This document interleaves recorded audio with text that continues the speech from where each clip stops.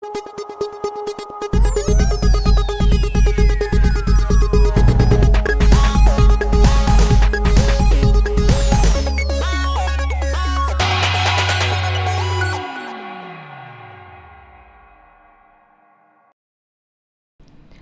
good evening. Welcome to Northeast Window. Northeast Window na sandok saba Northeast Dialogue ta Chan Maibam na taram nok chari. Matam ki tholokpa tungan ba isu singki matang da khananai na ba semzariba platform Northeast Dialogue ki ngasi thamzariba khanaba topic ti apology demand Phangadouribra akogi Cocomi na changsiliba akogi khongjang sigi matang ni apology Kogi Manipuri Governor Ajay Kumar Valana Manipur President Miyam the apology to what have a changselak but demand sing say Phangadouribra have a question amaka husilai Hari Bakongjang Sikari the Changselak when have a matam daikogi megi that 20 again 24 hour Ukrul district apang tokiba Manga Suba Siri Festival daikogi Ahanba Hobanimita Kogi Festival adugi pau low chapa matam da kogi pau missing habitare pau low chapa matam da kogi Gwaltabi area da Fort Maharaziman Kanguna personal sing na habitare kogi chaliba paumi singa tonga chaliba kogi Manipur state transport bus ki koi DIPR na sponsor do ba hariba bus aduda thariba Manipur haiba word se kogi kupsan gadabani lothokadabani haiba instruction am kakpirak ba hariba instruction sigi matang da yani da ba phone doktuna kogi paulo ba chaliba paumi singna halakanda kogi chaliba khongchat to koi mapung fana chatana khongna imphal da halakiba hariba dugi matang da kogi amzo amadi EZM gi anisna pullakanda kogi decision lower kanda koi memorandum bisin kiba numitumak da paumi singna kogi protest to kiba masigal loinena Cocomi ki site ki so kogi hariba maduda kanana order piribano Manipur ki DCP chief secretary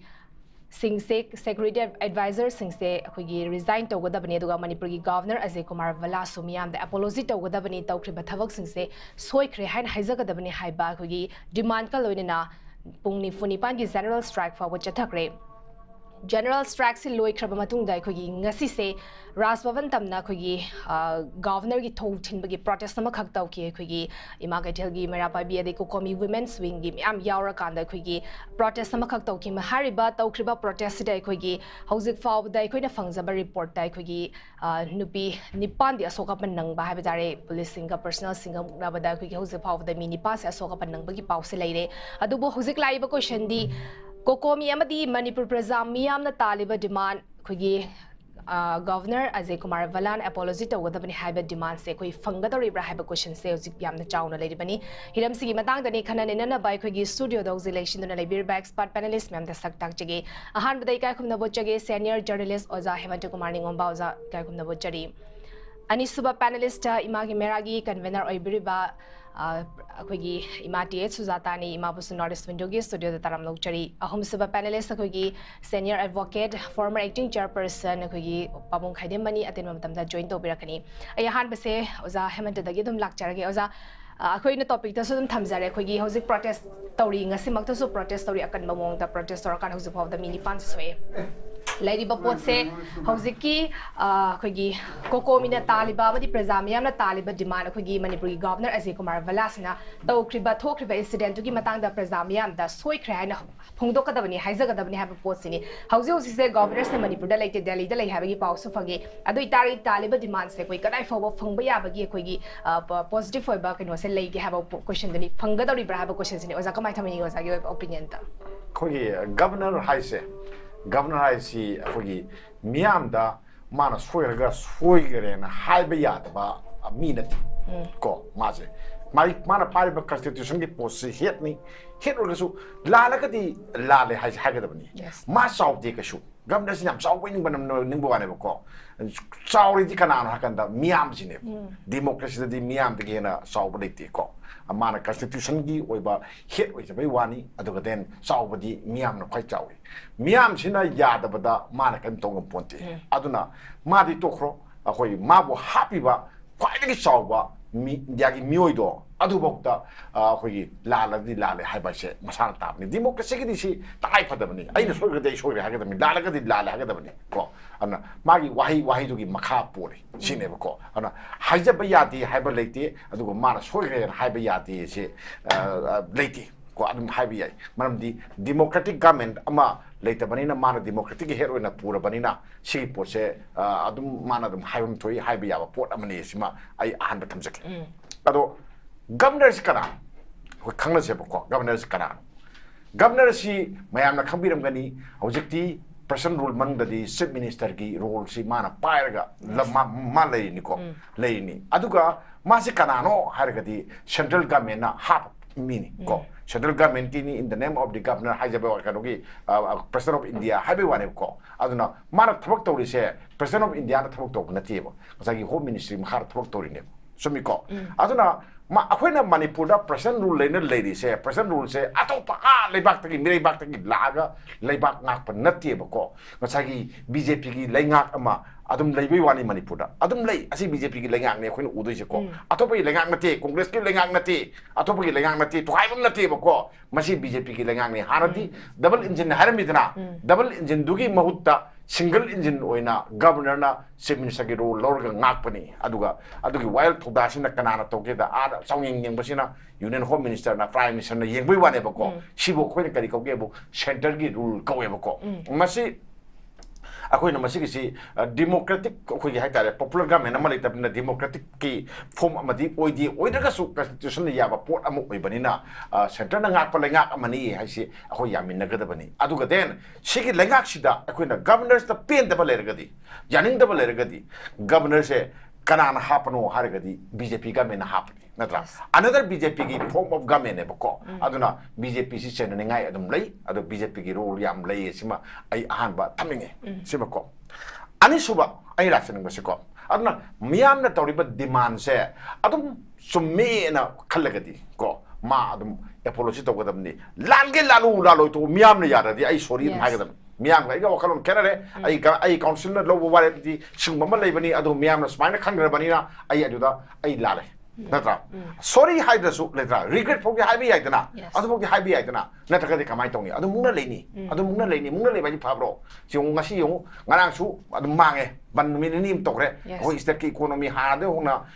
ꯁ꯭ꯇꯦꯠꯀꯤ ꯏꯀꯣꯅꯣꯃꯤꯁꯤ two ꯂꯩꯔꯤꯅꯤ ꯅꯠꯇ꯭ꯔꯥ दुकान फमद्रे लबी मी चत्रे ngasi ju नोंगाइजिंग नि हाय दुकान ma'am चोक ता हांग्रे इरांग थोग लेरे सिने बला इसिं को अदो हायेगे तुम थोकनी हजु तुम थोकनी अदुम इरांग की मरक सिदा थोप इरांग मैम मा सुम ले हेंदो जे करिगिनो से अदो कनाना पुथोप इरांग नो मणिपुर की मैम सागत पे इरांग ला नत्र नुइने प्लान तोब्रा हाइसे खोय हंगदे यादे सिने अदोना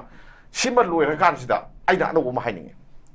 ngasi si yam nuaite ko Maibam mayam ama para lejada mayam mi nipan kumba soe na su ngasai haibi do ni ko nipan soe aduna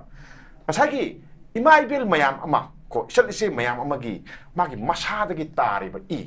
ngadra masada gi tari ba irik mayam sing do adu mayam duna ngasi Manipur se nga ka lakpani kallaga lakpani ko aduna moigi masada gi tari ba I do akoina masa ama oiba akoina ikai kumna jai aduna then thona legen hanba yadi ko maramdi nakhoi adu yu hona manduna Manipur kandoi ne ko Manipur se karma phemda lege si akoi haiba ngamdre PR le ka phagadai ningi PR le so phate PR le tingai popular government mamang da parliament adu se men tadi natra chine bla singje adu hayen soi sang yengna matam dadi miyang gi government na sina he kha phaidana aduna government ama akoina anoba government ama semna gi pot ama sumlak le sine ko aduna ngasagi President se kan okay Manipur governor se मासी अखोगी माना apiology अमा तवोइना संजनबा खोंजंगदुदा police न फुई नता tier gas copy हरा पुरीबा और tear gas कापी मयाम सिंदो अदुस मणिपुर पुलिस नत्रा मणिपुर पुलिस नत्रा अदो मोइसु मणिपुर मुथपदुदा मोइसु सगोत्रा सिनेबको अदो मोइसि अखोगी गवर्नमेंट के सर्वे नि हायबको गवर्नमेंट से कनानो मियाम नत्रा मियाम gi नत्रो मियाम गवर्नमेंट नत्रो अदुदि मोइना पुरिदु कनानो Noibu tabak tohliba, noibu tabak hapiba, noibu toropirba, miam do kiri manai ne banoisi ko, natra manai ne bako, manai do na bapu do jala pubo ngo de bako, ado maram do sadi, sidi maram yam saba di manen ako di lawe bako, ado na noisyon na sasu maite, ado ka den Manipuri masa, ado ka noigi namang da Manipuri mutatlo na haiba wahai je hai kada, noi na imagine do sai na thani hai na tha do ngami ba, o na tagana noi na tiar gas capsule laga inai tandana wanda hadana yaur go mayam do admai to hongane ba wakhalon do ai kitang heman bra na khali aduna kitang restaurant to view kra handa view se ai sim haini simle kada hoji amu yengasi irang di haloi sungan haloi hangada bagi irang leiti maram di mayam sina akhoi manipur haibase mutatpa gi wakhalon amada sanagre wakhal concept si am kenare ko concept si akhoi na lori si mayam si ha ding non ningon poma leibani kaino ka akhoi gi maitai na tawbana yata aduga then maitai dang haitana kaihori ba cookie sing na tawbana tum yaba nata adu operation akhoi si da tawba dum yai tawli natra moi subdana operation tawati natra akhoi da noi pikalo hai noi pikali natra moi subdana noi pikaloi hai kain tawti natra free movement regime ko habdi we manipur da leba lambi mayam se maning tamna akoi subtraction to ya halu hai natra akoi adum yai natra moi ne yati yaroi noi order du nawa lodi sinem natra akoi da sang gadi hat kani kini shiroi lili festival ama tawi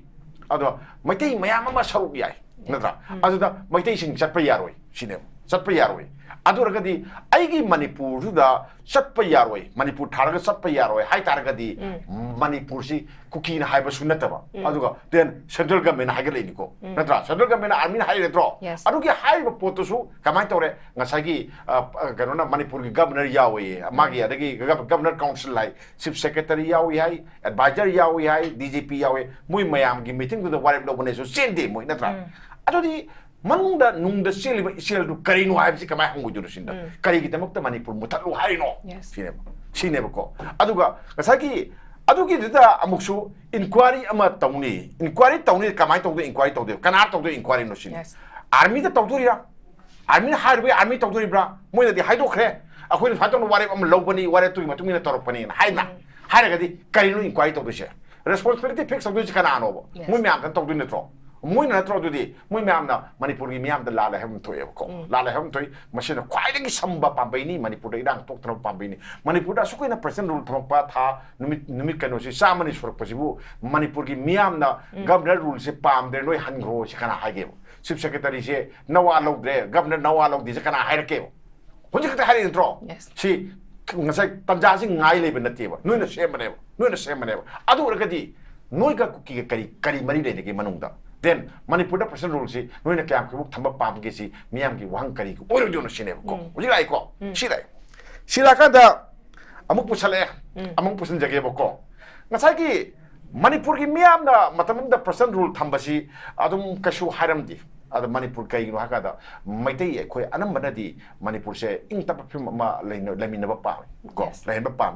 idea manipur gi makhada khoi si ing na signa nuksina na laimina raga mausa dong na laimina ba pa nata ado idea of manipur se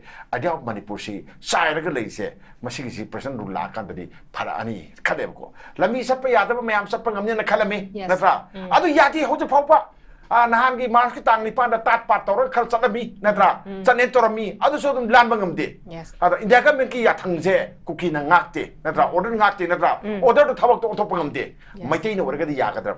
ding bi ko masi da khoina wang ji wa di khadi adum ona tainare ai ka haije ge bako rss ki magi headquarter manipur da leba headquarter ama mai kha tharam baki da am kan chak sno da kan tharam baki da makta di khado mi ani phai bako mi ani phai aduga opposition ki MLA, Congress ki MLA, Khundapam ki MLA, Lokeshwar ki ne,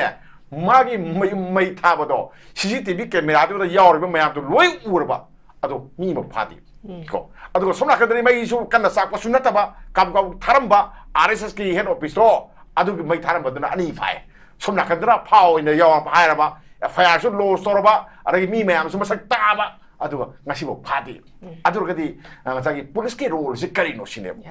akan bakangu gi police oire ason ba megi police oide natra na goi mapang kan ba matik mayai leba singi lo oire india sida aduga ason ba maitei gum ba khoi gi di lo leita bu ngom sak manai ba ko aduna aina aroi bada aina ahan bagi round sigi aroi bada aina hajening ba se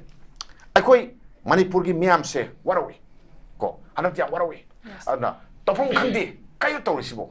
akhoi to bi je kai no cookie ka na ti then central government so mo gi sang sang ba tong sum tawba akhoi na kamai to gi akhoi gi irei pak kani manipur gi phum bi satam je kai ba yaro ena suungi natra mo na thuai na ba sum hona ba gi mami sum oerpa sum torka da akhoi ji ka jo no khade ba ado kanim ka da ke dore hai da ba hai na re natra go back hai ni go back and hai kana no hai di sai hai mayam chenari ba mayam tin ko PR do su go back hiding adu governor do su go back hiding natra sigi se akoi na hiding dana haiba nati nakoi gi thabak tu na haiba ne ko adu nakoi se kamati yu na sab nati sagi adagi BJP government to na pusalak pani ada BJP government ama sida leiri bani atopa government ama tu gi taraga su aduna miam gi ihul khangna governor na thabak to matam oi yes aduga akoi gi sentiment akoi gi apamba karino se khangnaga noina thabak to thoi adu natana ngha akoi gi kano gi ingba tapa program ni ing sik program ne na noina adu wakhal du toraga adu muthalo adu ga tharo nu mai thara ga mai tongni na itaw taw bo phomdo aduna manipur mai chak tui itaw taw bo phomdo ni ko manipur da awaba nangdu se aduna de hoje ka dore puthora ising je hoje karim ta khangdaba BJP bo khoina hairi isini ko BJP thilla tara isini noi government anu ama government ama sir palise PR government se noi government ni kai na ka da center na muisi palaga le intro center ni kana pai BJP na pai na tro noi government ama lei noi responsibility na tho sa pa ya roi hairi se duna ne ko adu ko den asagi akoi kam kuina wahandoi no hardi kam kuina wahandoi no har ta ga di noi government pai na ba thorang tori ba ko opposition ge MLA manga nataba BJP gi MLA mayam singdo or na tagna BJP gi lengak na sokal iba mayam singdo nui kai dau le gi hangtam na tro aduna nui na manipur kanni hairba mayam kai hairo adu manipur kan ge haiba gi role loba tangai fati thogdang loba tangai fati aduga manipur gi miyam siga nui ga punna samina gi haida na khaibung ta na ba thoksel mayam ma nui na ngang ma sakpa khoi tai adu yati ko noi namang taridi noi se kai to gi khoi thagali se kai dongbra miam se khoi manipur gi miam se ngau manipur kallu khoi nungai halu hai matro adu natro adu sahi manga gi matik me adu por pi natro adu noi to pi riba mayam na sinagi ba power du noi na kai to gi bu mor makha da nam chalo ku man ga haftan tham tar ga di kai dongni noi nachan khumba wa ngang da lai tar ga di democracy bu emile na wa ngang ga di kai dongni no emile be kai kanari ge democracy kai kanari ge sine ko adu na BJP amasung BJP ka subminariba MLA sing hogalu noi wakal ta matam oire noi kali gi pundirno pullu miyam gi awaba kallu then adagi manipur se amtani noina ing tappa nungsi jana na lemina ba nungai ba mafam mo hello je ai sa ta khajaki okay yam phasana jana su thambi khai khoi gi manipur gi thoklak pa khoi gi and session judge yes MJS grade 1 upendra commission adu harangoi thongi tawgi bada yana mai butomi session judge oibada magi commission adu ga high court ke retired judge agoge rims ki tawgi ba pareng lang laga kape haibuduna justice DM sen hari bu singje ai sama public ki taraf ti lab ke binin ai loina kumna kangi asigumba inquiry sing judicial inquiry ne ba moi di army oisano CRP oisano officer oisano loina kauraga tawanga me ba judicial officer ai bisuna adugumba loina magasi nammeba adugumba inquiry makaldo adu oina tawgadam neba hoiti adu tawdre adu gamna ikai nga pudegi sendo ge ma ji chumen tawrukata mandre tawruktar burdi adu dani ukil singi rolama sudarka le aina sunga saya topam mapam chini chu haire bar association all manipur bar association high court bar association moigi amju gi tawri chumen mikal hayang chit General body tongnaraga tongnagadaure mikanjun thai munu da laknarani aphaba aringba militant oiba ba militant naga kolai paibiduna te ko strong bar ama law and order se masigi rule of law chalana ba imai bel sinna toriba mass movement to badamang thanana ba adu migi role ama India freedom movement to bada ukil Gandhi na ukil Nehru na ukil Rajendra Prasad na ukil Patel na ukil Gokhale na ukil Motilal na ukin nangta leadership gi charu ohum topic ani sa India gi movement chi ukil ngakta na tawe ba American war of independence ukil na li tawi Abraham Lincoln na aduga French revolution ukil na tawi aduga ain haipe parliament se koi bhap tamina sen tawuni Soviet Union ga October revolution law graduate oiba Lenin na BI Lenin na lusingi haipe the importance of members of the bar akoi gi legislature sing na lawbada legislature sing na khwaidigi maru ibo lawbada ne ba chimi yan na ngai litre ko legislature sing na lawbada ba sida moi men tawrukta bada moi na tawrukta bada ukin sing na lawbada ne ba kin singal wana na maira pai bi civil society adu media sisu atawbo lo na bung le ne ba civil society gi maira pai bi gi aduga media gi fourth state oripse masigi mari suba yumbi oripse masigi achoba role legadamne an legislature executive judiciary asi loina togadamne ado ate je loina sidaraba kanda legislature singje hoje haini ge bidamana legislature cha BJP Congress ki tu one moi du di moi han to holle se su ya moi to kaim kana ro Congress BJP ke kontra direct moi bu mateng pangi be NPP NPF punna ni pu manga amase gre ni pu mari asile liya ba ko gi lamento ku ke mena radu na tana machina amutan hogat pada loina maksibu ya da bajalo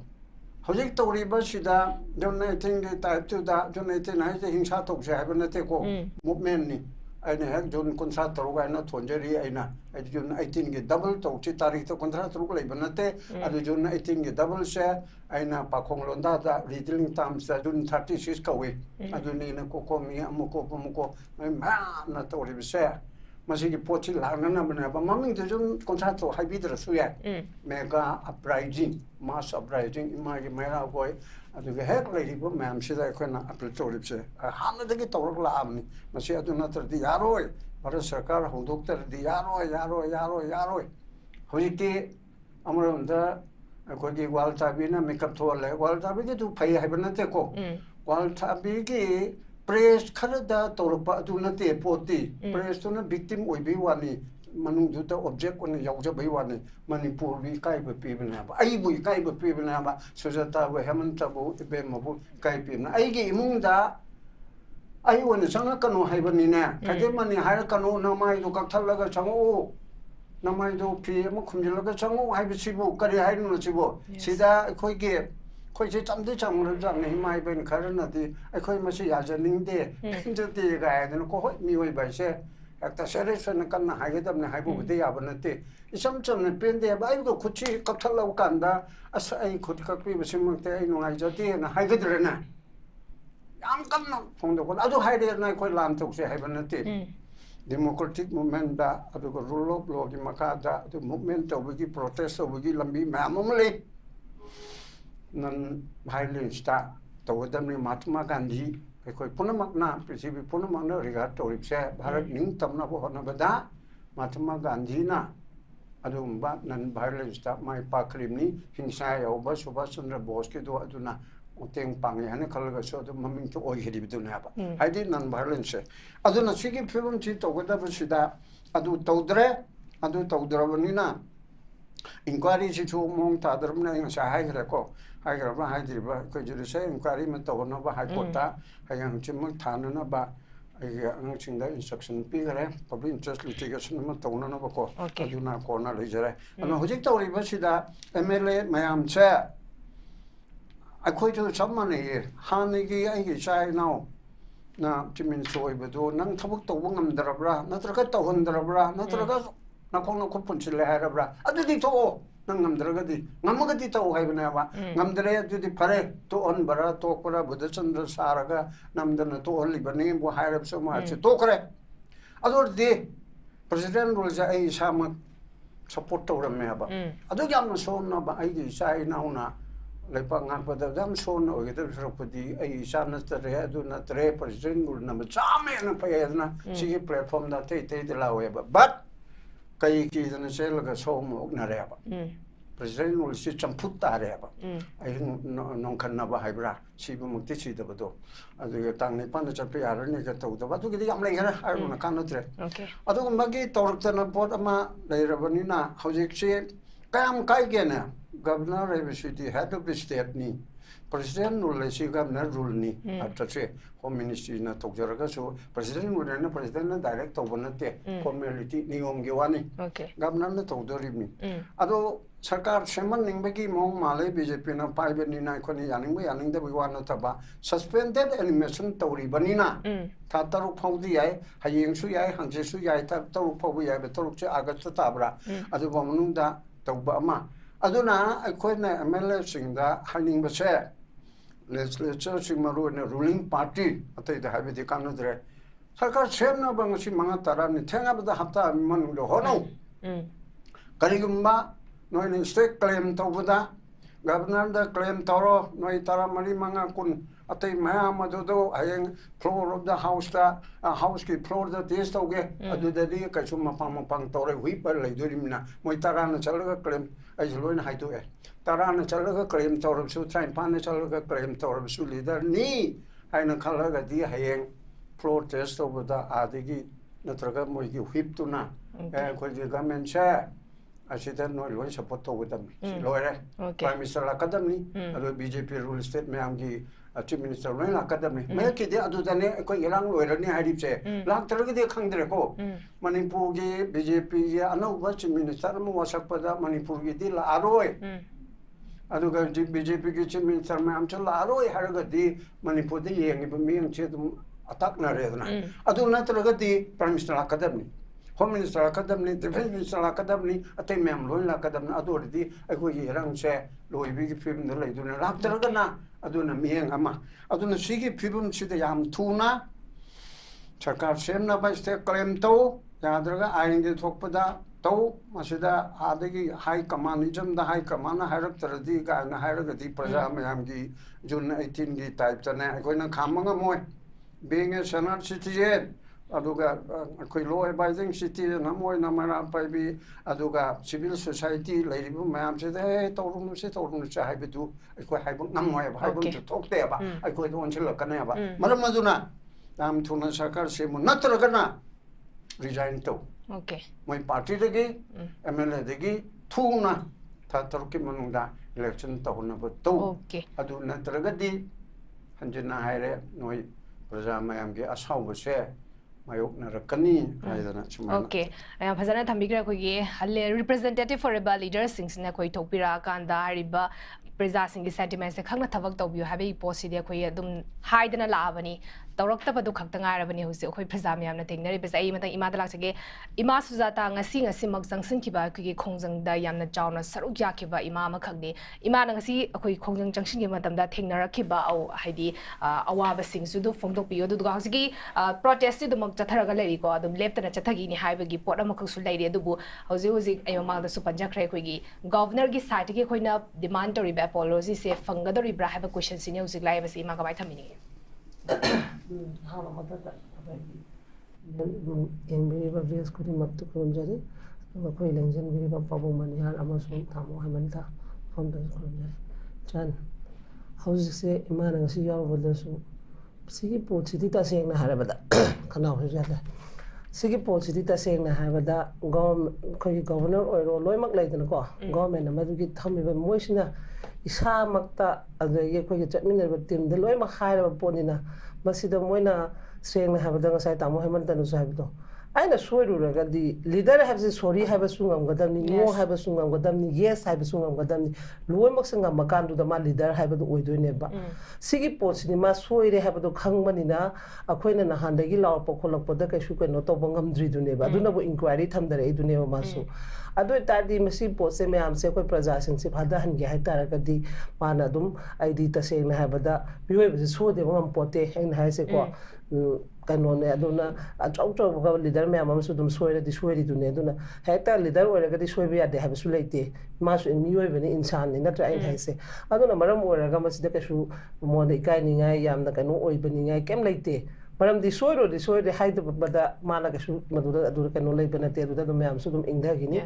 aduga aina muchan nga sigi khoina thopa gi kanu to basida khoina nga si sen line launare ba khoi gi state force or central force or aduk yam batil liba mi duna nahan gi mst gari thaba duma thon ba matam da dura security piraga phana intelligent gi oisona ma su president ro gi matam mina maduna maina ngak piram phai nga si akhoina achum ba gi ta makta voice hanga pa matam da ri tia gas pandana nga si ima sing adu gi ta sing adu cha sing oini panso eko nung su nungai tre aduga khoi se akwai mapi mapa lai jadra ba aduregi akhoi gi ne mi hu thagat khiba sing sina marol ma hoji se mokoi kari gombe to u dabi gi type da ngasi aina si akhoi gi mla amakha ki magi media gi tabada aina thamoi am sokpa du oire cso punjala kan humfu mla punge dam kai hai at no ba cso punja cso si bu moi gi lairi ba moi humfu si gi hena wanga ba jala ba upper level the koi larba oi bom su thok pudi thoya du moi na mo khoi na mi hut ne na praja mang gi thamgra bani na moi na mo khoi na hap ki leader du oi bani na moi na sei se de tholok ta na e madu di yar oi haba pot thamga dam ne adu masul nei na khoi na mo haijening se leiminari ba khoi fru kun ga kunthra ga mari se de da amana huji khoi seng na haba da kanu तौनरदना चाही अनिगी मथक्ता लेरे अदुबु अतोपा फुरुप सिंगदुदी अखोइना ngasi चंगजलिबा pot MST Manipur थाबे यारो हाइबेगी pot agitation सिदी आइगी वखलदनि मोय लोइमक सु यावबम थोएना खल्ली मरमदी Manipur हाइबा pot सिदा कोइ पुन्ना तिल्ला लैमिनरिबनि मैतै खक्तना लैबा नते अदुना मसिगी तौरिबा खुदिमक सिदा अखोइना लावबा voice होय मोयगी एजेंट अदुम हाइनरगा तानरगा को अरमाइना तो हनिंगी मसि अखोइ अमतगी पोटनी मणिपुर हाइबा लमसिदा लाइबा मियाम गिनी अदुसु मणिपुर हाइरे हाइदना मैतै गी गाड़ी मा थौरुबा नते एमएसटी हाइबा अखोइगी मणिपुर गी एनी पर्सन गी थबक थोलोपा मतमदा अखोइगी गवर्नमेंट गी गाड़ी नेबा पोतो अदुदुना सिगी सिदी तोंगाना अखोइना हानादेगी चाही अनिगी येगनारगा लैनरपा अखोइदा तौरपा पोसिगी सुना नतबिदा अतोपा ऑप्शन अमा लाकपनिना मसिदी अखोइ पुन्ना कन्मिनबगी मथौ ताई लोइमकी वॉइस थोरपा मथौ ताई हाइबा पोस मजुइ माना खन्निंगी अदुना मसि अखोइना माना होगदबा तारगदी हयेंग ngasi tawriba khudimak se loimak da tawkani center gi plan di akoina mamang dai akoina di sonda kai be yaro atai myam na sudum hai di hai tawbadabu khandaki agenda sidi governor gi tawriba degi kuldip ki tawri loimak ki tawriba sidi seng hada sarkar government na tawba pot ne ba ai gi गाड़ी की government गाड़ी मणिपुर थाबे यारो हाइनेबा मैतै थाबे यारो हाइबा नतेबको अदुना सिगी एजिटेशन सिदी अपुनबगी एजिटेशन ओइमिनाबगी ngasi ai ngasi gi window tv gi kano suda khuthang da lawraga punamak su request tawjari sini manipur da laiba punamak ki thaudang ne na lomina si aduga punna changchen mina se haiba photo masi masu ai request tawjari mama ma oibegi thaudang da ko aduni chan tawri se adugo ai na ngasi khanning se akhoi gi lairi ngasi siraga leire siraga sai su koi tamo hemanta na su tamo pabung manihana su budi phajana panbi khre ado ai na mu pami sina huji ki oireba pot sidadi moi lairiba du mla du su fruit loimak ni ko ado fruit loimak tu na manaminaraga पुनः मंगना सिगी pots मदि मोय defence तौबदा कशु काइते न खल्ली मरम दि मोय हुजि suspend Laiba वानी मोय पुक्सी सिबा नते मोय सिनिंगा गना रिजाइन तौथोकपिरो अदुगा तसेंगना पे प्याज हुजि थेंगनासु थेंगनारि ngasi इमानि पालम सु सोई अदुगा प्रजा का कोइ थेंगनाजरगे अनुगो फ्रेश इलेक्शन अमा तहलगा इचाइ सु ngasi लेबाक निंगा ग लेक्जरी बा कैसु सेंदि लेजदबदा प्रजा सु जिति ज्ञान दारनी कना बु खरक कदमनु कना बु थागलोइदबनो हाबलो खंगानि मोय सु दु तौथोओबा ngang bunga moroi haragana lawtho nattadana khoigi aval double तौरगा स्टैंडर्ड तौलेबसे तौबिरनु वारिसे प्रजानी लोइमंगनि नोइबु फगदरा हाइदना लोइना हापुरगा ngasi कांगों चाइलेबसे नोइ लोइमंगने हाइबदा इ अदुम हाइनेबा अदुगा होय कांग्रेस की बुदि मोइ मंगा खत्तदि मोइ उपाय लेजेदि तौ हाइबो खुदिमक तौगे हाइबसे अखोइ बुहेन सु हाइरे इको खोइ रिजाइन तौ सु तौगे सि लेबाक्सना बु इंगनानि का हाइबसे अखोइ हंदक एजिटेशन अमा साइन लौबैगि चटपतो लोइमंगना हाइरे एबा अदुबो मोइ उपाय लेमंदबे अदुगा तसेंगना बीजेपी फत्रे हाइरगदि माइगि द सौगलिबा पार्टी पीपीए करे एमपी NPP लेरे JDU लेरे मोइ मैम दुसु होजिकते हंदोगा माइ माइगी द हंदरोना अखोइ अदुगा अमुग यामना आइना नुंगाइत्रिसिना सिगी मरक्सदे MLA 59 मापन gi मरक्सदे अमादि लेखिदरे को मापन gi मरक्स नुपी अनिम सु यावरिनेबा नुपी अनिम सु यावरिनेबा ngasi अखोइनो ओइरिबा फिबम से मोइ येंगा लेबा ngamiब्रा हाइबा सिमसु हंगनिंगी अदुगा अमुगसु अखोइगी स्टेट सिगी बीजेपी डबल इंजन सरकार हाइरिबा सिगी सु पार्टी प्रेसिडेंट से नुपी नेबा को अदो मोइगी सिंसु खतंगदी वखल खंदबा मतमना अखोइना पिन सुमाइना मोइगी थमोइदा करिगी लैतबनोबा होजिकते अखोइ यारे नोइगी राजनीति पॉलिटिक्स अखोइ केम पामदरे अखोइ थोकचरगे मणिपुर कंदबे यादरे अई इरमदमदा अईगी सरकारी गारियमदा मणिपुर थाबे यारक्तरबने हाइबा पोसे मसिगी खोलावबो लावरक्तेबा मसि यामना रिजनेबल ओइदरे अखोइगी लाइफ से तसेंगना यामना तुओलबको इपाइ पुनदि सिमक थोक्तनबा हाइदन थेंगना खोनरकपनि अदुबु अखोइ हाक्तक्सिदा पांगलसु थोकप ngamdre लैरिबा म्यामसिगे खोइना तिनजलुबनिना इथौनासु पुथोकप ngamdre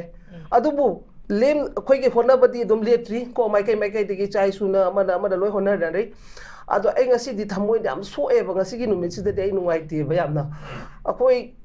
yamna khoi si pura kai no moi oina tawba si gi lairi ba moi mayang mari manga khak sin akhoi pung chai chai hen ba se masi yamna reasonable oide masi khongjang je khoi hansu haloi aduga lairi ba ngasi tumna na lairi ba mai mai kenda da lairi ba do ngasi MLA nga di haire CSO hana punjen bi CSO kai si di kai suna te nei noina bu ka no taw bi ga di CSO si di matonda na do my voice do mandagi ni moina ni chum ga di laibak si gi praja myam si gi voice oina leibai wa da ni aduga akhoi ga moi ga level da si singna da ga di yamna moi down chatkani moina singna ga dabdi moi upper da lairiba center da lairiba punamak to madugi mathak ta moina defense to gadam deba CSO makha da handar kano ba mathak ka khatwa habne ba koina habdi adu moi makha da ka khat pa ngam gi sakti leiti je kai gi no ba moi kari gi no ba pabung aina hangjari se mana CSO level da kumdare kai gi no ba mathak ta ka khat na center na to ba manipur thaya deba government na to ba pot myam se thengna gi dining da moi manaraga adu yam reasonable oide MLA mane haraga du mana ngang thok sak torok pase madu yam phajade aduna akhoi gi leiba pochdi ta sengna noina bu niyom chumna center thengna ba ngamagadi akhoi noina tung in ge habane ba akhoi ga moi ge yekna bam tanate ba masi ai aham ba gi raw noina thamse imane yamna takoi songna su yamna pena ba often su fogdore yaksi leiba akhoi gi representative singsna mang thabiro preza singje tung izara ke habani manipur state ki gari yamada manipur thaba yarak taragdi manipur hariba state se leida taragadi representative leader oriba akhoi gi bot karaga lekriba singsu leiroi dore mani koi preza miyams na makoi se mihut ama oina thagalaki bane dui tari preza miyang gi sentiment se khangna thabak tawbase aduki matik tangai fadabani ai ani shubaran aro baround se babu oza hemanta da gi hana lakchar gi oza hauji imana su yam haibi gra khoi gi MLA representative sing se punsin haning bagi pose adumak khoi gi thoiba chai ani hela ba khoi gi crisis se horak padagi hauna khoi gi punsin biro haraga la bani punsin bangam da na tokai tarak padagi chief minister resign taw khram tung da president's rule da ne hauji lei bese adubu president's rule lei kan manung sida mo khoi gi punsin gi ni popular government ama sem gani habigi pot se kaya rom high kre adubu tasengna sem bangam bra habidi sem bangam da hauji mak lei bani hariba khoi gi MLA sing se punsin bangam da baduna khoi gi center na masi khudong chaba lora bra haba question so ji brazamiam gi wakhalon du si lakpa hore oza kamai thamini ai kitang maru ebo phung khada ai laksage ahanbada khoi organization hana punsilan bi wak mama kha phung do ko mali MLA duna ad ma gi wai da kitang auto ochin tor badi yai ko ado ta sengbadi organization na le banga priyati yes ko lo sembangamdi lo semdu si kanano haragadi MLA sing semgadabani then le panga to su kanu na ngakduni MLA sing ngakadabani ado kitang mongoda ona bama yaw mali mana wa hai buda kitang soina ba mali ado hojikti moi mem pun bagi tangai phadaba ma leibadu su moi su dum phorom gane na khali khoina manipur lei mem si pullo si kuire khoina hari se ko aduna ona snai du di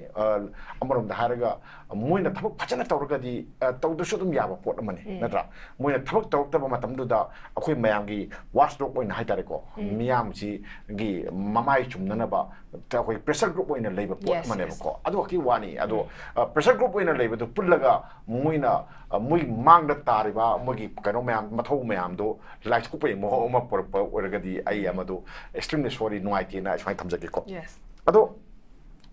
huji akoina mayam na uji ui ai ama wafum ama haram da ai nuai do man huji changchali ba khongjang se changchali ba khongjang se khoi Cocomi khaktana sang ba khongjang nati mayam khabi ran ko Cocomi khaktana ti amuko yauri ko uja sanjauna su lagi da bo sanjauna su haram ko Cocomi su amuko su aigidi thawai haktani aduna muina tawri mayam do khoi khangi ko ngarang ju tidin lambi da yam sang himen chen semi ngasi ju thawan na ke da yam chawa protest sama tawi ate te mayam am tawri ko aduna then ate muiga samnada ma kamu mayam sa dum tawri natra imagi MEIRA hoisu amosu moisu adum kainu ina ka sulai ponte ba to khaiba organization amoina leiri ni moi makhada leiba nate ba ko moi mayam su yauri sini ada ketel phabi imai bil singsi Cocomi da kasu kana to bunati natra adu leipaki oiba film dati punna thabak to minari ne bse sini hoi foxy momentum su yawi haisni ko smai tong tawrini aduna mayam yauri ba saruk yari ba mayam se masika to pulli ne amor da gadi sai khungang sida pulli ni penda ba da yauri ni kamu khang khang penda ba nate manipur mayam sina pelak trabani ai ai ka to ya dona amuko na social level khongin su ai thawai sang yauna ai sawa chena ai smai thamling emily sida be ma akoina wari si khoi gi kitang di khoi gi nungai wari ma haitare ko emily se akoina yeng du si hojik manipur da person rule thame kari gi thamino ai muina haibana amani ami sahara di hai re ko ꯉꯁꯥꯏꯒꯤ ꯀꯟꯁꯇꯤꯇ꯭ꯌꯨꯁꯟꯒꯤ ꯑꯣꯏꯕ ꯑꯍꯣꯕ ꯈꯔ ꯂꯩꯕꯗꯒꯤ government ꯁꯦꯝꯒꯦ ꯍꯥꯏꯕꯗꯨ ꯂꯥꯛꯇꯕꯗꯒꯤ ꯍꯥꯏꯕꯅꯤ ꯑꯃꯔꯣꯝꯗ ꯍꯥꯏꯔꯒꯗꯤ ꯑꯗꯨꯒꯤ ꯑꯍꯣꯕꯗꯨ ꯃꯦꯟꯁꯟꯅꯅꯕ ꯄꯤꯌꯥꯔ ꯊꯝꯕꯅꯤ ꯃꯅꯤꯄꯨꯔꯗ ꯄꯔꯁꯅꯦꯜ ꯔꯨꯜ ꯊꯝꯕ ꯄꯥꯝꯗꯦꯅ ꯍꯥꯏ ꯀꯣ ꯑꯗꯣ ꯍꯥꯏꯕꯒꯤ ꯋꯥꯅꯤ ꯉꯥꯏꯍꯥꯛ ꯂꯩ ꯑꯃꯃꯨꯛ ꯍꯥꯏꯅꯤ ꯅꯠꯇ꯭ꯔꯥ ꯑꯗꯣ ꯀ꯭ꯂꯦꯝꯗꯤ ꯇꯧꯍꯟꯗꯦ ꯃꯣꯏꯅ ꯀ꯭ꯂꯦꯝ ꯇꯧꯍꯟꯗꯦꯀꯣ ꯒꯃꯦꯟ ꯑꯃ ꯑꯁꯤ ꯃꯌꯥꯝ ꯈꯪꯕꯤꯅꯤ ꯑꯣꯅꯔꯤ ꯂꯤꯗꯔ ꯑꯃ ꯇꯨꯈꯤ ꯇꯥꯔꯒꯗꯤ ꯂꯤꯗꯔ ꯑꯃ ꯉꯁꯥꯏꯒꯤ ꯍꯥꯟꯅ ꯑꯣꯏꯔꯝꯕ ꯑꯩꯈꯣꯏꯒꯤ ꯑꯣꯅꯔꯦꯕꯜ ꯍꯧꯖꯤꯛꯅ ꯑꯦꯛꯁ ꯃꯤꯅꯤꯁꯇꯔ ꯑꯣꯏꯔꯤꯕ ꯅꯣꯡꯊꯣꯝꯕꯝ ꯕꯤꯔꯦꯟꯁꯤꯅ ꯔꯤꯖꯥꯏꯟ ꯇꯧꯔꯤ ꯅꯠꯇ꯭ꯔꯥ ꯔꯤꯖꯥꯏꯟ ꯇꯧꯔꯒꯗꯤ ꯑꯇꯣꯞꯄ ꯒꯃꯦꯟ ꯑꯃ ꯁꯦꯝꯅꯅꯕꯒꯤꯗꯃꯛꯇ ꯀ꯭ꯂꯦꯝ ꯇꯧꯒꯗꯕꯅꯦ ꯀ꯭ꯂꯦꯝꯁꯦ ꯀꯅꯥꯅ ꯇꯧꯗꯣꯏꯅꯣ ꯀꯣꯡꯒ꯭ꯔꯦꯁꯅ ꯇꯧꯕ ꯌꯥꯕ꯭ꯔꯥ ꯃꯉꯥ ꯈꯛ ꯂꯩꯕ ꯀꯣꯡꯒ꯭ꯔꯦꯁꯅ ꯇꯧꯕ ꯌꯥꯕ꯭ꯔꯥ ꯌꯥꯗꯦꯀꯣ ꯑꯗ ꯒꯃꯦꯟ ꯑꯃ ꯂꯥꯛꯇꯣꯏꯁꯦ ꯀꯅꯥꯒꯤꯅꯣ ꯀꯣꯡꯒ꯭ꯔꯦꯁꯀꯤ ꯒꯃꯦꯟꯂꯥ ꯅꯠꯇꯦ ꯀꯅꯥꯒꯤꯅꯣ ꯍꯥꯏꯗꯤ ꯕꯤꯖꯦꯄꯤꯅ ꯂꯨꯆꯤꯡꯕ ꯒꯃꯦꯟ ꯑꯃ ꯂꯥꯛꯇꯣꯏꯅꯤ ꯅꯠꯇ꯭ꯔꯥ ꯑꯗꯣ ꯍꯧꯖꯤꯛ ꯂꯩꯔꯗꯤ ꯃꯣꯏꯅ ꯃꯣꯏꯒꯤ ꯂꯨꯆꯤꯡꯕ ꯈꯟꯕ ꯉꯝꯗꯦ ꯂꯨꯆꯤꯡꯕ ꯈꯟ ꯉꯝꯗꯦꯀꯣ ꯑꯁꯤꯅꯤ ꯑꯩꯈꯣꯏꯅ ꯌꯥꯝ ꯅꯨꯡꯉꯥꯏꯇ꯭ꯔꯤꯁꯦ ꯂꯨꯆꯤꯡꯕ ꯈꯟꯕ ꯉꯝꯗꯦ ꯑꯗꯨꯅ ꯇꯁꯦꯡꯕꯒꯤꯗꯤ ꯉꯁꯥꯏꯒꯤ ꯂꯨꯆꯤꯡꯕ ꯍꯥꯏꯕꯁꯦ CLPꯒꯤ ꯂꯤꯗꯔ ꯍꯥꯏꯕ ꯌꯥꯏꯀꯣ ꯉꯁꯥꯏꯒꯤ ꯅꯠꯇ꯭ꯔꯒꯅ BJPꯁꯨ ꯆꯞ ꯃꯥꯟꯅꯩ ꯃꯣꯏꯒꯤ MLAꯁꯤꯡꯒꯤ ꯂꯨꯆꯤꯡꯕ ꯍꯥꯏꯗꯤ ꯂꯤꯗꯔꯁꯦ ꯈꯟꯕꯁꯦ ꯀꯅꯥꯅ ꯈꯟꯗꯣꯏꯅꯣ ꯍꯥꯏꯔꯒꯗꯤ MLAꯁꯤꯡꯗꯨꯅ ꯈꯟꯖꯒꯗꯕ ꯄꯣꯠ ꯑꯃꯅꯦꯕ MLA ꯀꯌꯥꯅꯣ BJPꯒꯤ MLA ꯀꯌꯥꯅꯣ 52 ꯋꯥꯔꯤꯕꯀꯣ ꯑꯗꯒꯤꯗꯤ ꯒꯃꯦꯟ ꯄꯥꯏꯔꯤꯕꯁꯤꯗ ꯁꯧꯒꯠꯂꯤꯕꯁꯤ ꯀꯌꯥꯅꯣ 90ꯒ ꯀꯌꯥꯅꯣ ꯂꯩꯔꯤꯁꯤꯡꯁꯦ 94 ꯁ꯭ꯋꯥꯏ ꯂꯩꯔꯤꯕ ꯃꯌꯥꯝꯁꯤꯡꯁꯦ ꯑꯁꯤꯅ ꯄꯨꯜꯂꯒ ꯃꯥ ꯂꯤꯗꯔ ꯑꯣꯏꯔꯣꯁꯦ ꯃꯥ ꯈꯜꯂꯦꯅ ꯍꯥꯏꯗꯣꯏ ꯅꯠꯇ꯭ꯔꯣ ꯑꯗꯣ ꯁꯤꯒꯤ ꯂꯤꯗꯔ ꯈꯟꯕꯁꯤꯅ ꯀꯌꯥꯝꯅ ꯃꯄꯥꯡꯒꯜ ꯀꯜꯂꯤ ꯈꯪꯕ꯭ꯔꯥ ꯍꯥꯏꯗꯤ MLAꯁꯤꯡꯗꯨꯅ ꯍꯥꯏꯕ MLAꯁꯤꯡꯗꯨꯅ ꯈꯟꯕꯅꯤꯅ MLAꯁꯤꯡꯗꯨꯒ ꯄꯨꯟꯅ ꯋꯥꯔꯦꯞ ꯂꯧꯃꯤꯟꯅꯔ ꯊꯕꯛ ꯇꯧ ꯉꯝꯃꯦꯕ ꯌꯥꯏꯀꯣ ꯃꯁꯤ ꯑꯩꯈꯣꯏꯅ ꯈꯪꯒꯗꯕꯁꯦ ꯃꯃꯥꯡꯒꯤ ꯒꯃꯦꯟ ꯍꯥꯏꯇꯥꯔꯦꯀꯣ ꯑꯩꯈꯣꯏꯒꯤ ꯑꯣꯅꯔꯦꯕꯜ ꯑꯩꯈꯣꯏꯒꯤ ꯀꯩꯅꯣ ꯆꯤꯐ ꯃꯤꯅꯤꯁꯇꯔ ꯑꯣꯏꯔꯝꯕ ꯀꯩꯅꯣꯒꯤ ꯑꯣꯀ꯭ꯔꯝ ꯏꯕꯣꯕꯤꯒꯤ ꯑꯍꯜꯒꯤ ꯃꯃꯤꯡ ꯄꯟꯖꯔꯦꯀꯣ ꯃꯥꯁꯦ ꯑꯥꯗꯒꯤ ꯁꯦꯟꯇꯔꯅ ꯈꯟꯕ ꯃꯥ ꯂꯨꯆꯤꯡꯕ ꯅꯠꯇꯦꯕꯀꯣ MLA ꯃꯌꯥꯝꯅ khăn aduga MLA mayamna khanbado centerna endorse torpane sinebko aduna mapang kanba hoi chief minister ama aise kaino kada MLA mayam duna khanbaduna oye aduna tana centerna khanni harab noida khanjawoina harabako noina khalakadabado ado khoi yare haraba adudi PR ga samane moina haibam tawni kuki hatkanu kuki da gai kano noi sanghinu uji matang chadi akhoi yana yana khona rakhi no pangli mariyu han taromi dana ado kaino hongra ngasagi mo center na hapa sim so oitoine noi haidu yadi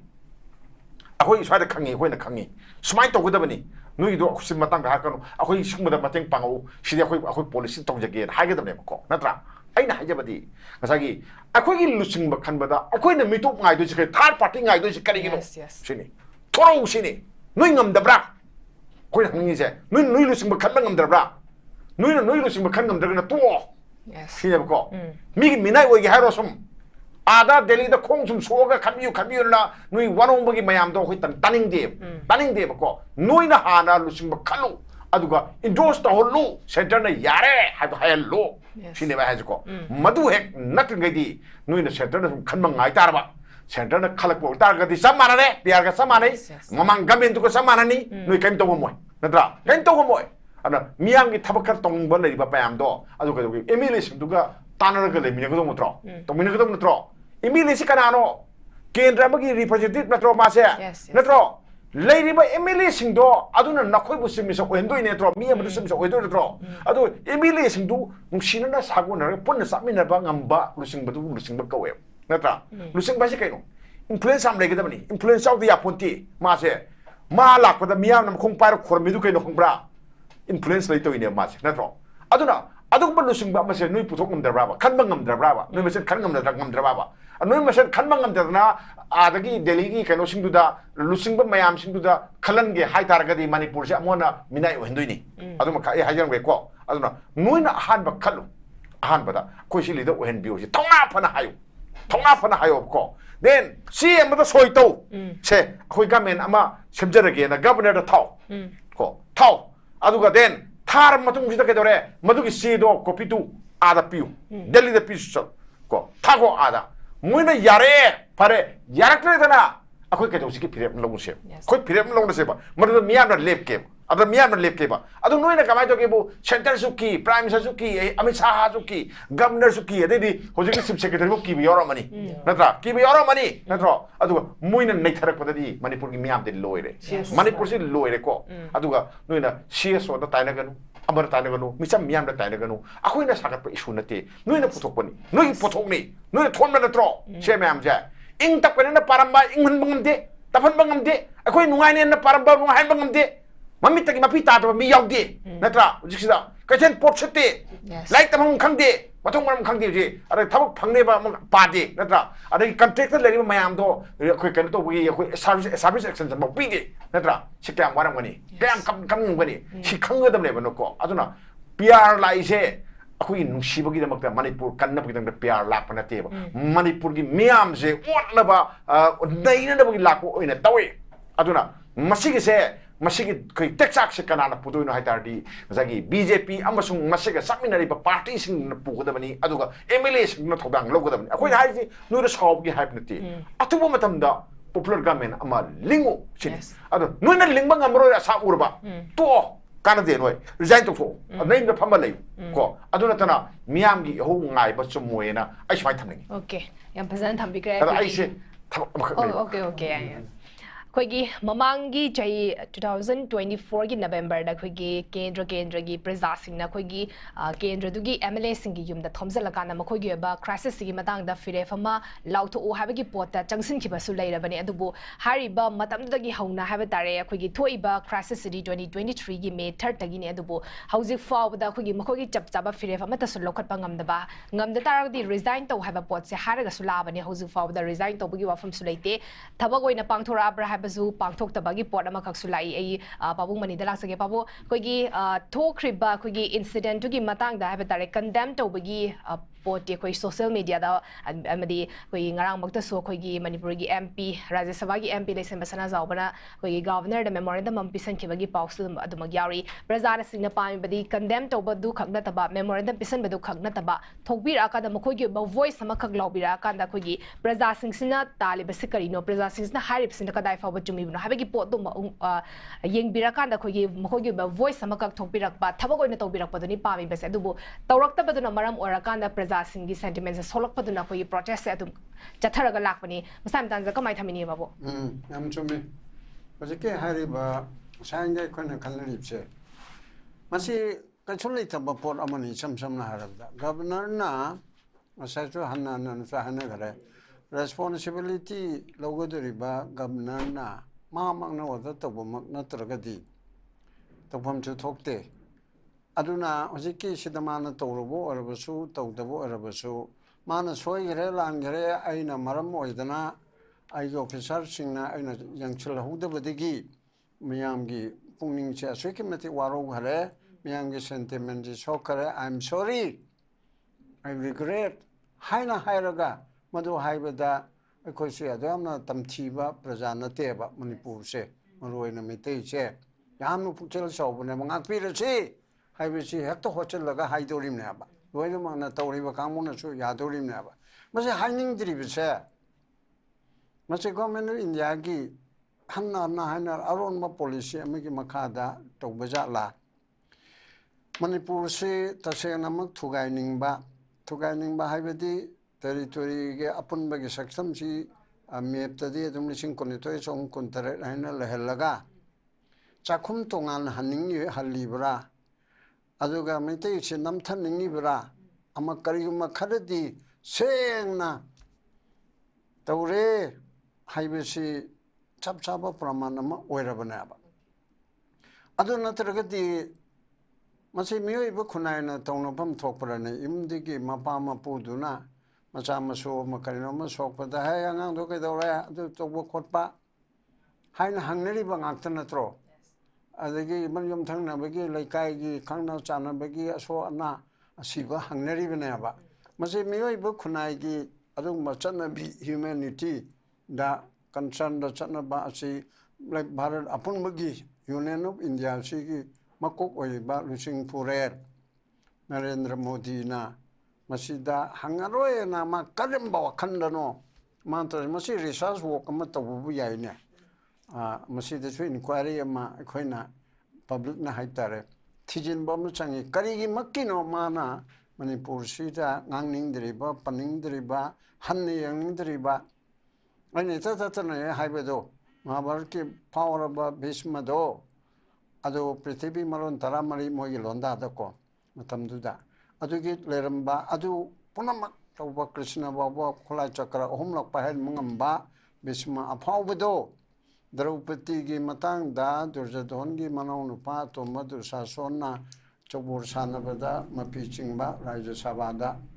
Adigi matangda Nangharaba Kangaraba Mana Masanupa Thopa Disa Rasta Duda Aduga Masu Duryodhana hey Adudi Tobiati Haina Hairaga Ila no look at the report Duda Hare Krishna Haina Libado Adigi Matogumna Masayani Tatana Hairabani Haimandar Mina Taning the Revo Hairamni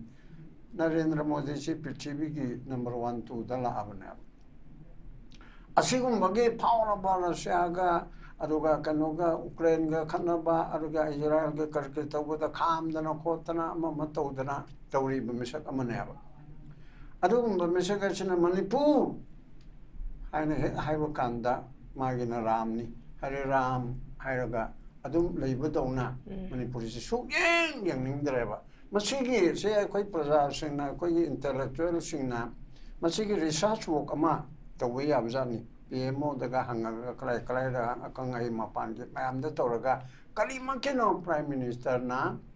Magi say Kunipan Kumapan Leba Union Territory Mayamama Leba Asigi Union of India Sigi Saruk Amo Oriba Aruga Hana Maning Tamalepa or Matigi India the Yaugraba Majer Egimen Migi Makada 1949 da 15 October the Yaugraba Simba Lepakama Mana Luna Tokjeriba Sadar Pati Mana Muti put Samyang Kaiwang Gujarati Yungi Sadar Patel do Aduna Manipur se India the Tinhanaba Angamo Paitodana Adumba India da take over to Mailonda da India da Loxilibna Manipur Prajabu Sembige Sabige Aruga Asumba Noini Topan Malepa Oibedo Noina Kanato Jarabasu Union of India the Yauro Hide the not only Makodu Yaningi and India Habidunam or Gaso Adu Loxin Garabatin Garabuna Koipunama Indian Union member or Raba Adu mind told the name Manipur say in the other Loxiliba Telaliba Pateldo Adugi Magi Guru Neva Narendra Modi the Magi the Munta put Samyang Kaiwangba Pitibi the Kwaitigo Wang machine Manuda Moiba Mutis Harim Neba Gujaratako Aduna Tori but you on a Taina with the Aduna Loxilla Miba in the other Pulala Miba Yunan the Yawala Miba say Masimana Kaidok Brava Manipur say in the Amacha not about the Tokuchi Kariginoaba. Yes. Asida na yabako sumnangang sina harol sing kali sina waro bokolo badu da natana hal oiraba senior citizen oiraba aduga lawful citizen oiraba Bharat ki democracy bu ngapchaning ba constitution bu chalaning ba ai khoi da bhawba sigi wakal si lae ba maram maduna masi gamin indiana koi kali di upai le koi upai le tabadona tawre bako ngayok chafugi manung da leiba nga dawna mapan da thokpa su ya da gum taw wa manung da taraba hangoi dawna akoi mapan da chongkat pa su ngam da gum taw adu pili e pakatana Bharat ga koi to e na haiba su ngam da gum taw haiba su ya roi da banina adigi phibam minister koi ching ngolaga thamme ba adu di Masa ina ribu da ko MLA mayam si gyan taba madi chumme katam dili ba ki khalu dana maruena BJP India ki khwaidi ki chawbara inti do lamani magi mayok ta ko libana te mana phaba to udo koi pai haige Manipur gi matang da di BJP se BJP ti yauri ba president be masarda aruga MLA sing khatang di khallaga BJP na Manipur bu yonthuk na ba Manipur bu thugai na ba nokoi ji MLA tribal MLA kuki MLA mantri yauna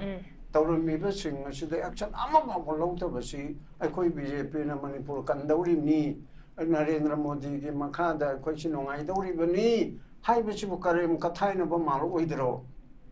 malu phangna mangna na ba masakam oira kana ba adu to honing de ba koi na Aku adu tahu ning dia apa? Adu hojik matam liri. Hekta hai, hekta hancur me hekta. Saya ni ribu tu mana? Mana sakar saya magai am phabat tahu kan ni hai biga sabu di tahu deh. Adu mapu. Aku lagi. Pagera paroera kegi yang tu ogera. Aku lagi oi bamiu na sakar semja bah hai bidu na. Asoi bah aran mat tahu pada. Hai na hai bice koi na koi wakat pamandu laya bah. Asida center na tahu bisida di yotum mamada. Sumukutna namu badu nem kaishu changaru ida badu. Da koi gi no oira badi phana phatta bo ro ne. 하나득이 fat다 법 오이링 칼레데 법으로 타이밍 아도르다 하이범도 낭보 호글로네 아도 또네 아다 또네 하이드나 마얌시기 이마이벨 싱기 카노라우 시빌 소사이티 로 인텔렉츄얼 싱기 로베야바 또베야바 사손기 모ong다 아칸 다나르가 시또 야들가 센터나 야럭터가 또서고 하이범 뭐 सरकार 마 레헨베기 마톡 다야바 아도 나트르가디 아이코이시 숨빵나 산나바 또르가디 아도 숨데 아도 MLA 싱나 모기 모코터 레레 아시다가 saya 하니리바 수자타가 그노가나 헤먼타 가나 하이레 MLA 아마우지 이칼락보다 시다 숨 커멘 예응보다 아마 야위 가나노 MLA 아마나 아는 મંત્રી વરંબા ચૌબા 아마나 아이코이 CSO 분다바나 아이코이 분다바니 하이베시디 아무칸나 타한다바 페이 지금 뭐 하이세 마시 CSO는 그래도 도림노네 yumdugi mama mapadu mapi mapadu lere wakanda macha tombaduna adagi masanu piduna masanu paduna karino tawduri sibo mapa mama duna tumdana mi na tabadona tawraba kanda macha masuna laubani kongbani tabuk chenbani chongbani chakum changbani mohut lombani ada moina di yum panbadi yaponte dana adugi potuda 좀 인톡트는 시빌 소사이티는 불러가 아들이 사소한도 마야마 파이저로 하이브로 사소한도 시빌 소사이티는 파일러지 해브로 그도 왜 톡카드로 마야 파이비나 수자타나 파일러지네 그도 왜 톡카드로 왜 톡오에바 너는 또더베기네 마야마 토이바 코이나 라오리바 공이바 아고이베 수마이나 깐나 강닝바 폴로 하나 수마이나 토름데 아파바바 사제스나 호직주 핵터포 BJP की government दा कोइना चाहिए बिसे हेक्ट फो प्रजा की दमुक्ता तो quality के support तो वो कोइना नंबर 1 ओइ गया ओके अदु तौरु है बने बा अदु तौरुक्ता दना असिगी फिल्म छिदा कोइ काम कोइना लेदोरिबनो असे अरुबम ओइ बाप ताबिरो बाप ताबं मोइदबो अरबा ngमदा ngमोइदबो हाई कम्युनिज्म छिन कमन घरबदी तोक्थोक्सी यस तोक्थोगा 로이는 리자인 쪽토가 프레스 일렉션 또한시 아도나 프라자기담부터 까느니 인디아기 컨스티튜션 ngak나 코 타부 또봉 넘거니 아이나 수만나 탕게 오케이 양바산 탐비그레 바봉나 거기 MLA 어마 오이나 프라자기 루칭바 모나 अमा ओइना लै तारागदि खोगी प्रजागी सेंटिमेंट से खंगना थबक तौबियाबनी तौबंग मोइदबा खोगी हाई लेवल द लैबा खोगी मीसिंग सिगा खोगी पानबंग ngam da तारागदि मखोइदा हाइब ngam da तारागदि मसे खोई प्रजा सिंगना याद्रे दुना खोई से रिजाइन तौजरगे हाबि पोसे हाइब ngam गदबनी हाबा पोतनी बामुना थंबिरि से लोशिलपा कंक्लूजन पॉइंट इन इमा तलाक्सगे इमा हौजिकी खोई लैरिबा बाबुंगना सो हाबि खरेंगा साइ ओजा हेमंतना सो हाबि खरे खोगी पुनसिन बगी मतंग MLA मिनिस्टर खोई MLA लैरिबा सिंगसे खोगी पुनसिलो हाबिगी पोसिदे द मखारगदि लाबनी दो पुनसिनदबदु खक्ता ngairabani खोगी लुचिंग बसी यानिंगदे माकना तौब थबकसे खोई पेनदे हाबगी पोता HYBE ngam taragdi mamangda खोगी amadu fake ni खोदे हाबगी पोती हाइनगी दो MLA taraba pan हाबे तारे खोगी चीफ मिनिस्टर यानिंगदबगी मतंगदा माक सिनगदबनी हाबगी मतंगदा खोगी लेटर सोइ तोरगा लेटर इखिबगी मतंगदा खोई mamang cheida thokibadi lairabani adubo खोगी अदुमाइन तौदना खोगी सी मकना महाक्सिना खोई चीफ मिनिस्टर ओहलगे महाक्सिना लीडर ओहलगे दुना खोई पॉपुलर गवर्नमेंट अमा सेमगे हाबगी ngambagi खोई गट्स अमा लेबम थोए हाबने खोई हौजिक लेरिबसे अदुबो हौजिकी लेरिबा खोगी बीजेपी के लेरिबा MLA सिंगसिदा मदुगी गट्स तो लेत्रबरा खोगी प्रजा सिंगसिना वारिबसे मखोई उद्रबरा मणिपुर की गाड़ी अमदा खोगी मणिपुर थाबसे यारक्ता तारागदी मणिपुर हाबसे लेता तारागदी मखोइसु लेरोइदोरबनी अदुइ तारागदी लेबाक कनबदा मखोई याफम थोक्तबरा लेबाक मांगबदा मखोइसु यारबरा हाबा क्वेश्चन सिनि हौजिक लाइबसे कमाय थमिनी मा अदुने चन कोन हाइसे सेंगना हाबदा हौजिकी प्रजादा हौजि सोइबा तौरिबा मोइना क्वाइदे मरु ओइना खनगदोइबा पोतसे मोइना ngasi लीडरगी ओइरो अमगी ओइरो चौकरीगी ओइरो लोइमा खललिबा पोतसे ngasi अखोइना तुम्बा चाबा खंगदगै टियर गैस पानगे तौरिबा मैमसिना मोइसे खनगिबने हाबसे मोइसि मोइना काउरेदबनेबा मरमदी ngasi प्रजा na kangkhong chai ke moi TV media da pau da yengangani nungaiba kai police kan namna riba tauriba mayam sina ko moi bo mihut ne na thagat khibani center da phami ba mayam duna ne moi la o no MLA oru la o na ko giba na te akhoi sidai gi noi chalo akhoi si India da tillabani na akhoi ju tobom topa thodang haidan moi humfu se thagat la ka chalan gibani adu bu moi mache tanaraga ngasi akhoi puna mo se kangkhoi chahen bani adu na noi na ngasi ngasi mak haige ngasi gi tawriba thodok ima icha ita moi nipan soiba thodok se akoina nate noina ni habasu manoina su gyan taw aduna sugumba kayarang thogla agadi noina ngasi chokri haina tawnariba poto noi heng pension phangdana adugi kano tawgadaba nate madi chahi manga habi 2027 habasi kuidrabani hoji 25 ni praja gi haine ba ko aswana chahi ma khang gi noina tasengna noina manaroi khalaga na mai leiragadi prajadi khangani hoi khara CBI ama tawbe hoi loi wabe ai tawbadabu noi amu khalakani habni noi khallunu habis maina hambar usida thamge aduna noi munna khandaro hujiti khandaba matam yore manipur thaba yaroi haba pot ama laabani adusu sarkar gi gari amada tongi dusu sengna habda maitei ono ubasu yade media person ni aduna ne nga sai frup ataina su support tobam thu I ka na gaina request tawjari do atai maramdi adudai duda moi akoi khatna bagini haraga akoi tonga chapani haraga di adulom da uya media person habse any mafam da any jaga da any frup ki pau pibam person nga tani tongi do aduna maduda dum na toropadi nungaiti haraga moi na su loi mang na laiminari ba frup kunthra mai duda amai keno tawgra su kunthra um do sina support tobam thawi sigi पोचमना खोइना कैनो तौखिबा तारगदी खोइना सिदा थेंगना होदबा तारगदी खोइ प्रजा पुनमक मणिपुरदा लैबा प्रजा पुनमक से मथंग अदुम वाबेगी स्टेप अमा लाकनी अदुना मसी थोनदनबा अपुनबना जो आइडिया ऑफ मणिपुर दो अखोइ सागतमिनसी अखोइना सोइगिबा खाइबा खोटपदा लैरगा सु वारौनदना सेगा माइगा तानरगा पुनमकनसु अखोइगी मैतेगी सियोसो म्यामसु लोइमक मानमिनरगा आइडिया ऑफ मणिपुर द खोंग थांजनमिनसी लैरिबे एमएलए सिंसु आइडिया ऑफ मणिपुर से सुथाव थुगाइबा याबा नत्तबनिना अदु पुनमक्तो तौमिनसी अदुगा नोइना ngasi 2027 कुइद्रबनी नोइना ngasi केंद्रगी मैरा संग फना सारगसु कम्युनिटी हॉल फना सारगसु प्रजागी थमोइददि लोइ येअबनी हाइबा पोसे नोइ तसेंना खंगो अदुना मसी हाइरगा आई नोइ कनो तोबा खोटपा अमगी वानते नोइबु नुसिदे हाइबसु नते अखोदि मतम लाइबा खिबिकता लाव लाइदुनी नापांगन फुदो ना थोंना लायु सेंटर हाइबा पोसे अखोइगी कैसु स्टेट अमदा सेंटर ना खुदपुलाम नामजनबा याबा नते नोइ सोरबा अदुबु सोइदबा यादे आई ngасai गवर्नर बौता हाइदुने सोइरदि मियोइबसिदि सोइबा ताबनी अदुबु सोइगिबो ओरगा हुजिसु मतम लैरि हायेंसि असेंबली दा लापिरो असेंबली हाउस दा चंगो हाइबा नते नोइगी हॉल दुदा पुन्ना फमिनरगा तानमिनरो ngमोइदबो ओरगा नोइ आइना ngasi हाइजरमिबा रिजाइन तौथोकपिरो अदुगा इचा लाइरबा इचा लेबाक निंगबा मयाम अमा लै मदुना दुम हायें अपुनबा मणिपुर सेंगतनबगी लंबी चंगजरनी नोइ पोथाबिरो हाइबा पोसे मसी अहन अरोइबगी राउंड से थमजर ओके नजरा थंबिख्रे पाबुनसु थंबिख्रे ओजानासु थंबिख्रे अमदि इमानासु थंबिख्रे कुगी प्रजा सिंगना लाउरिबा खोलाव मणिपुर इमा लेबाक से कन्नबगी दमक्तनी मणिपुर इमा से दमक्तनी सीएसओ ना तौरिबा सुसु लेबाक से कन्नबगी दमक्तनी लेबाक से दमक्तनी अदुना अखोगी लैरिबा अखोगी लेबाक से दमक्ता रिप्रेजेंट तौबिरिबा अखोगी एमएलए सिंगदुनासु थोपिरा कांदा अखोगी मणिपुर की थोइबा सिचुएशन मणिपुर की थोइबा इशू सिंगसिदा कोई पुन्ना सोल्यूशन अमा पुरकविनदना मणिपुर से इंग तपा मुतंगति ओहेनसे अब वाफम सिगल लोइनना अखोगी कोकोमिना अमदि लैरिबा सीएसओ मयामना अखोगी थोक्रिबा मेगी डेट 20 दा कोई पाउमी सिंगना तोंग चटपा गाड़ी अमदा मणिपुर मुथतकदबनि हाबगी अखोगी सेंट्रल सिक्योरिटी फोर्स सिंगना तौरकिबा कोगी एक्टिविटी दुदा कोई पेनदबगी मतंग दा कोई चंगसलेबा खोंजंग सिंग मणिपुर दा लेरिबा तोंगान बा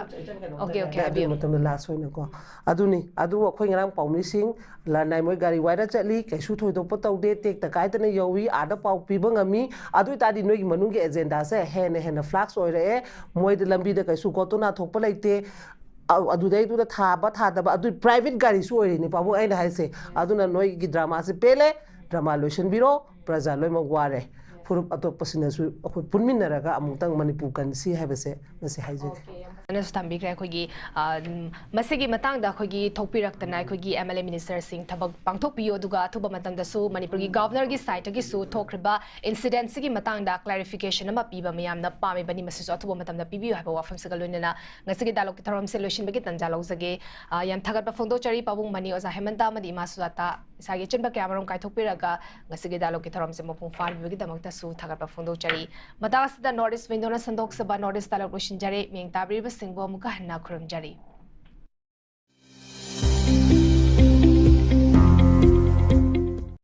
Welcome to Uttarakhand. Caesar Hospitals na keyhole surgery pangthorakpa chahi kungamapan mapung pharakpa kumonga mari leinana me tha manungda keyhole surgery da 10% mari leinaba investigation singda 15% amasung general ward bed charges da 20% discount phangbigani akupa marol pizariba mobile number natraga Caesar Hospitals tagi phangbigani.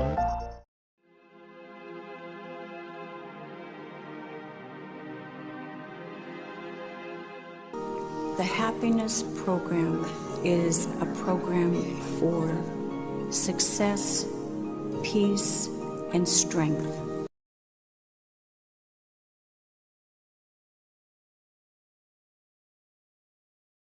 The system gets rejuvenated. Manipulating the breathing, you can change the emotions.